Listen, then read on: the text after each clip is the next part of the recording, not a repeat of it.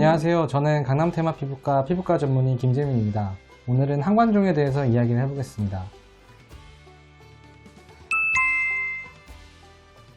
한관종은 땀샘에 나오는 관의 위치에서 발생하는 양성 종양으로서 보통 40대 이후의 여성에서 눈가와 이마 주위에 많이 발생하는 양성 종양입니다. 한관종으로 오시는 환자분들은 주로 20대 혹은 40대 여성분들로서 눈가와 이마 주위에 발생하는 살색이나 혹은 황갈색의 구진을 주소로 내원하십니다. 환자분들이 오시게 되면 미용적인 문제로 오시게 되는데, 이것을 오래 두게 되면 한관종이 점점 겹치고 두꺼워지기 때문에 치료가 더 어려워지게 됩니다.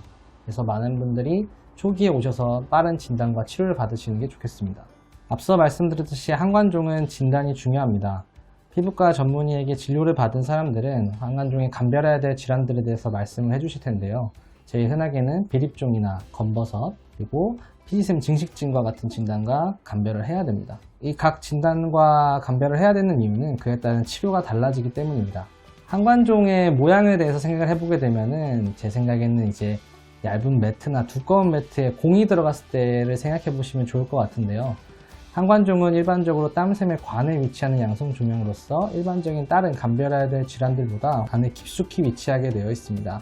따라서 이 매트 안에 두껍게 공이 들어가게 되면은 주변부가 이렇게 스무스하게 내려가게 되는데요. 일반적인 다른 쥐젖이나 비립종 같은 경우는 이 경계가 좀 더 날카롭게 되어 있다고 표현을 해야 될 것 같은데요. 그렇게 되어 있는 거랑 감별을 하시면 되겠습니다. 그리고 환자분들이 병변이 꽤 진행된 상태에서 오시기 때문에 한 번의 치료로는 해결되지 않는 경우가 많기 때문입니다. 일반적인 치료 방법으로는 CO2 레이저를 이용한 방법이 있었습니다.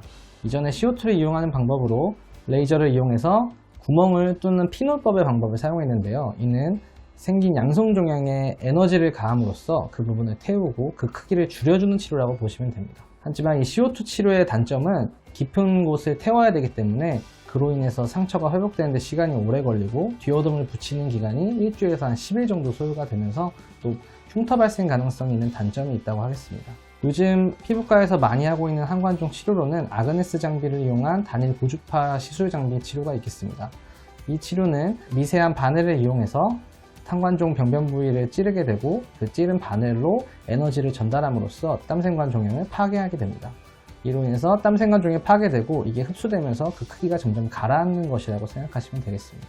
아그네스 치료의 경우 CO2 레이저와는 다르게 2-3일 정도 홍반과 부종이 발생할 수 있고 그 이후에 2-3개월에 걸쳐서 서서히 한관종의 크기가 줄어들게 됩니다. 보통은 3회 정도 시술을 받는 것을 추천드립니다.